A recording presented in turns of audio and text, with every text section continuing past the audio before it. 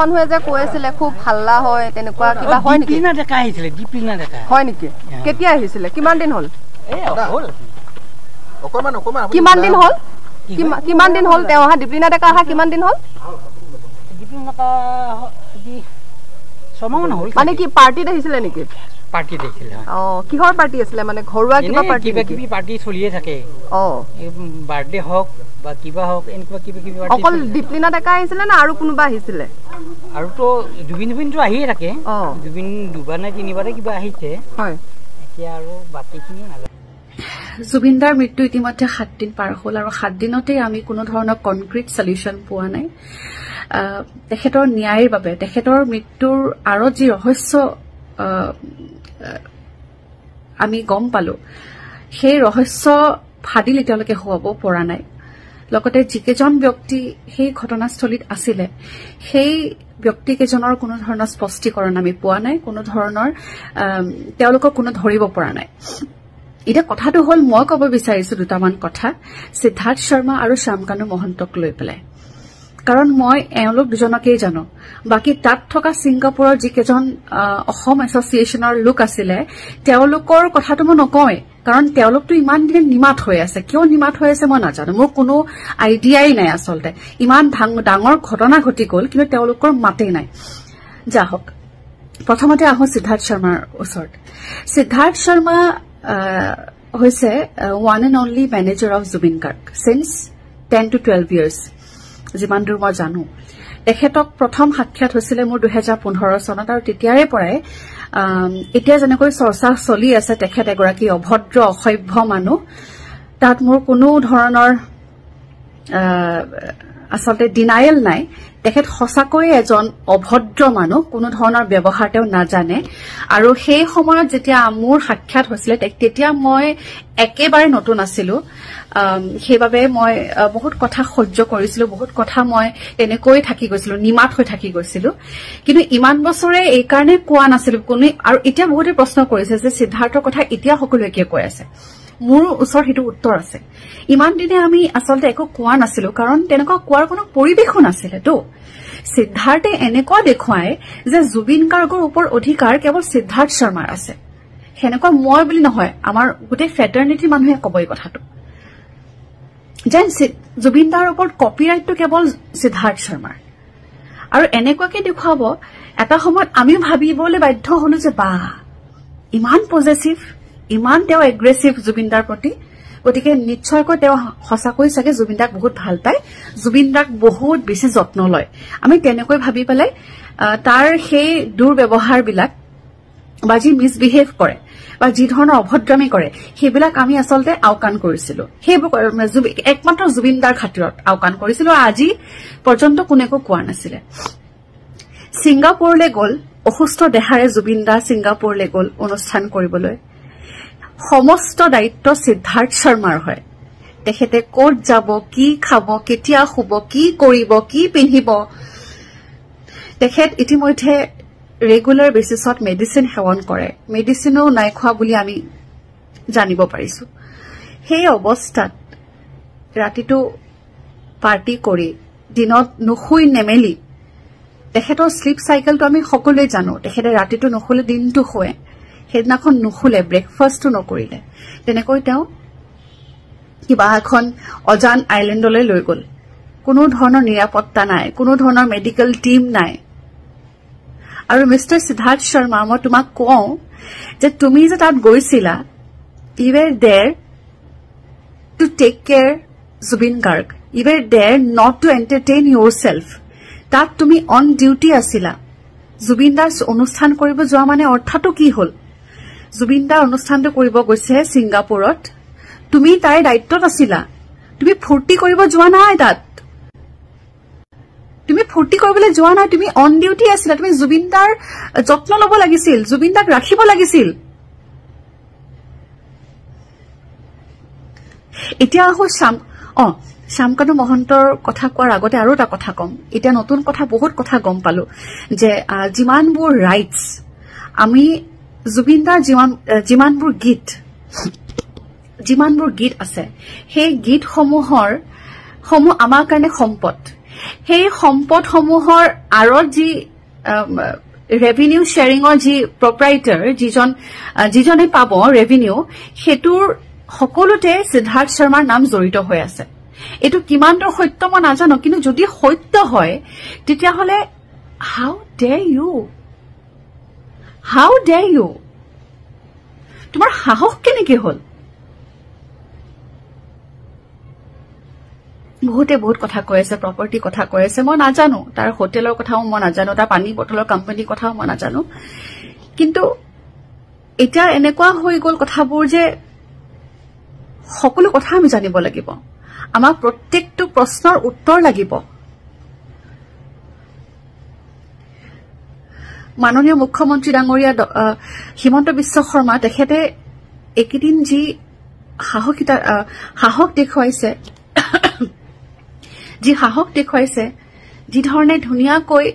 জুবিন দাক বিদায়েৰ দিয়া সময়খিনি ইমান গোটেই কাৰ্যসূচীখিনি ইমান সুন্দৰকে কৰিছে তেখেত আচলতে ধন্যবাদৰ পাত্ৰ তেখেতক মই অন্তৰৰ পৰা ধন্যবাদ জনাইছো কিন্তু তেখেতক মই আৰু এটা কথা কৈ দিওঁ যে আপোনাৰ ওপৰত আমাৰ আস্থা আছে বিশ্বাস আছে তাত যিকেইজন মানুহ আছিলে প্ৰত্যেকজনকে অসমত লৈ আহক না অসমত লৈ আহি পেলাই বহাই লৈ পেলাই প্ৰশ্ন কৰক যিজন মানুহে মৃত্যুৰ সময়তো অসমক গ্লোবালি জিলিকাই থৈ গৈছে ইমানবোৰ কাম দি থৈ গৈছে ইমান কি কৰি গৈছে অসমৰ কাৰণে সেইজন মানুহৰ ন্যায়ৰ বাবে আমি আজি এনেকৈ যুঁজিবলগীয়া হৈছে বিৰাট লাজ পাইছো এতিয়া আহিছো শ্যামকান্ত মহন্তৰ ওচৰলৈ মই এটা ইনসিডেন্ট শ্বেয়াৰ কৰিব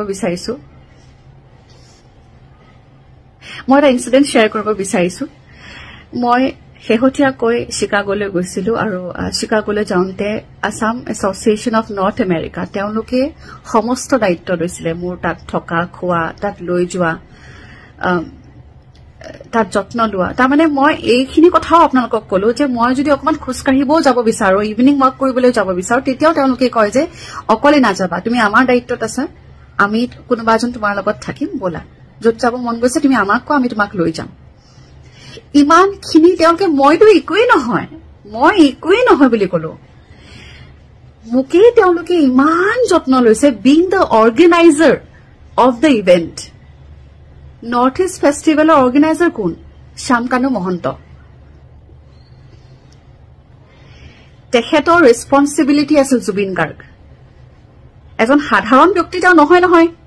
ইমান অসুস্থ ব্যক্তি এজনক লৈ যোৱাটো প্ৰথম কথা সেইটোৱে ভুল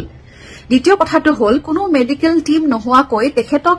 এই ধৰণে তেখেতক ৰখা কিয় গৈছিল তাত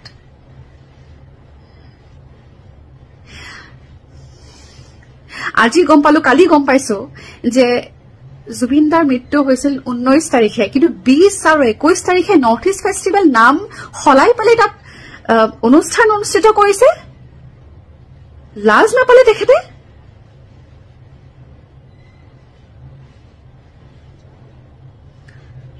মানে মই বুজিব পৰা নাই যে কি ধৰণৰ মানসিকতাই তেওঁলোকৰ ইমান লাজ নাই আপোনালোকৰ বিৰাট কষ্ট হৈছে বিৰাট আঘাত পাইছো বিৰাট লাজ পাইছো তাৰমানে এইজন মানুহৰ কাৰণে আমি সকলোৱে এনেকৈ ভিডিঅ' কৰি এনেকৈ আপলোড কৰি থাকিবলগীয়া হৈছে ৰাস্তাত আহিবলগীয়া হৈছে মুঠতে মোৰ এটাই কথা ছিংগাপুৰত এই যে জুবিন দাক যে এই লৈ গৈছিল ইয়াত নে কি নাজানো পাৰ্টিটোত প্ৰত্যেকজন অসমীয়া তাত থকা ছিংগাপুৰ এছ'চিয়েশ্যনৰ সিদ্ধাৰ্থ শৰ্মা শ্যামকানু মহন্ত আৰু যত যিমান আছে আমি নাজানো কাৰণ আমি সকলো কথা আমি এতিয়াও নাজানো আমি যিমানখিনি কথা ভিডিঅ' ৰূপে আমি দেখি আছো ধাৰাবাহিকভাৱে যিবোৰ কোনে আপলোড কৰিছে আমি সেইটোও নাজানো আৰু ইমান দিনে ফোন কেইটা যে এনেকে যে আপলোড হৈছে ফোনবোৰ আপোনালোকে চিজ কৰিব কিয় পৰা নাই ফোন কেইটা আজি পৰ্যন্ত চিজ কিয় হোৱা নাই সেইবোৰ প্ৰশ্ন মোৰ উত্থাপন হৈছে ক্ষমা কৰিব বহুত বেছি আবেগিক হৈ আছো কাৰণে মোৰ চাগে কিবা শব্দ ভুল হৈছে কিবা কিবি মই হয়তো কওঁতে কিবা ভুল কৰিছো কিন্তু আমাৰ সকলোৰে এটাই কথা অনুগ্ৰহ কৰিছো অনুৰোধ জনাইছো জুবিন দা আমাৰ মৰমৰ জুবিন দাক আমি জাষ্টিস দিব লাগিব এতিয়া মই দেখিছো বহুত মানুহে বহুত কথা উলিয়াইছে মই ইতিমধ্যে মই আজি ৰাতিপুৱা এটা নিউজ দেখিলো সিকিউৰিটি দাদাজনক সুধিছিলে কোন কোন আহিছিল তেওঁলোকৰ ঘৰলে তাত কৈছে যে জুবিন দা আহিছিলে বহুতবাৰ আৰু বহুত শিল্পী আহিছিলে তেতিয়া মোৰ নামটো লৈছে যে দীপলিনা আহিছিলে এবাৰ আহিছিলে তেখেতে সঁচা কথা কৈছে মই এবাৰ গৈছিলো যোৱা বছৰৰ কথা যোৱা বছৰ জানুৱাৰী মাহৰ কথা হেদিনাখন আছিলে গাপশপ মিউজিক এৱাৰ্ডত মই এংকাৰ আছিলো যোৱা বছৰ আৰু এংকাৰিঙৰ সময় ৰাতিপুৱা ভাগতে শ্যামকানু মহন্ত তেওঁলোকে আমাক ফোন মাৰিছিল আমাক কৈছিল যে তোমালোকৰ লগত আমাৰ কথা আছে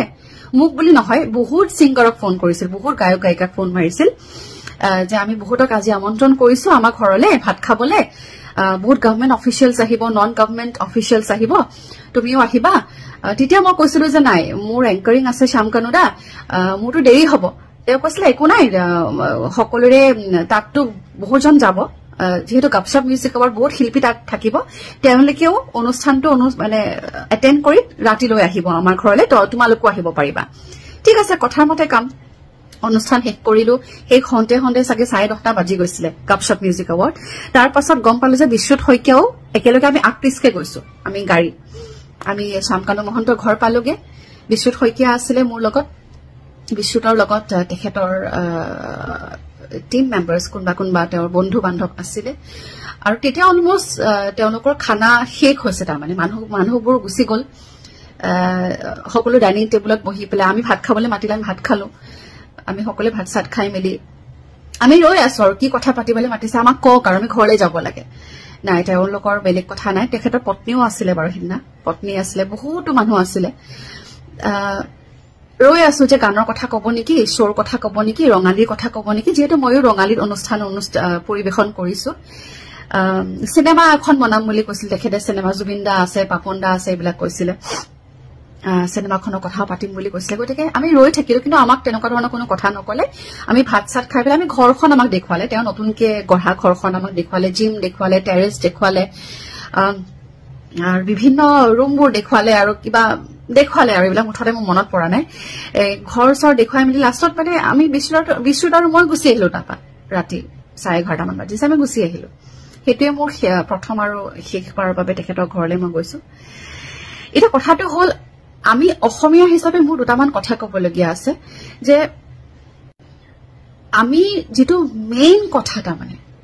যেটো মূল উদ্দেশ্য হেতুৰ পৰা ফালৰি কাটিব নোৱাৰো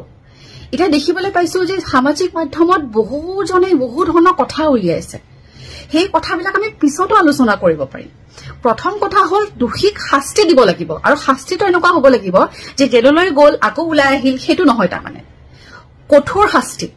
যেটো আমি দেখিবলৈ পাওঁ আজিকালি পটককে ওলাই আহে পটককে যায় খুব সহজ হৈ গ'ল খুব ক্যাজুয়াল হৈ গ'ল আমাক ক্যাজুয়াল পানিশমেন্ট নালাগে জুবিনদাৰ ক্ষেত্ৰত গতিকে মূল কথাটোত সকলোৱে ষ্টিক কৰক মোৰ এটাই কথা মই আকৌবাৰ কৈছো অসম চৰকাৰ অসম আমাৰ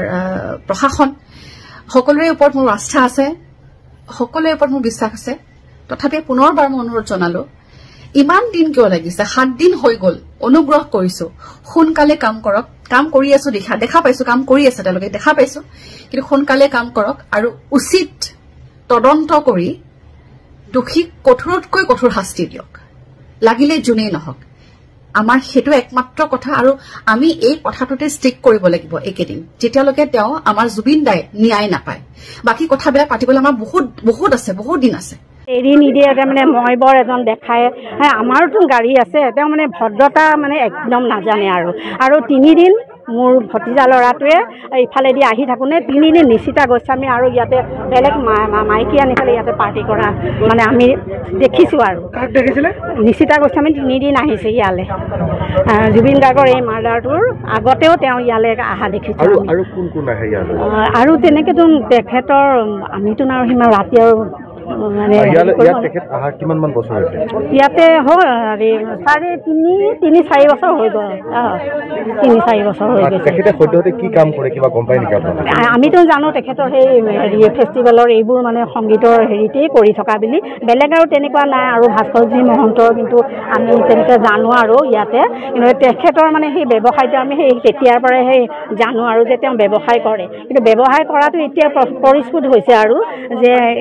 জুবিন গাৰ্গ আৰু শিল্পীবোৰক লৈ পেলাই ইয়াতে অকণমান আগতে এই বাইলেনটো যতীন বৰাৰ সন্মুখতে যতীন বৰা থাকে ইয়াতে যতীন বৰা সেই ওচৰতে প্ৰিয়ংকা ভৰালিও আছে কিন্তু তেওঁক আমি দেখা নাই কিন্তু নিশ্চিতভাৱে মানে পূৰা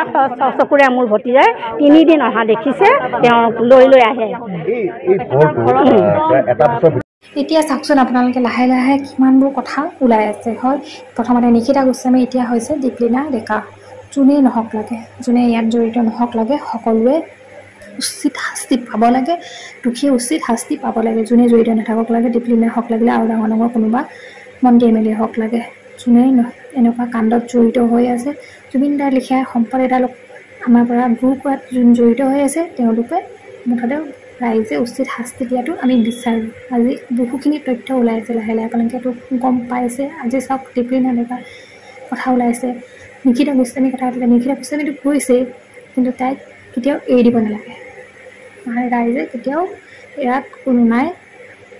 দুখীয়া উচিত শাস্তি পাব লাগে আৰু লগতে জুবিন দাই ন্যায় পাব লাগে লগতে জুবিন দাৰ লগতে সমগ্ৰ ৰাইজে সমগ্ৰ অসমবাসী গোটেই বিশ্ববাসীয়ে ন্যায় পাব লাগে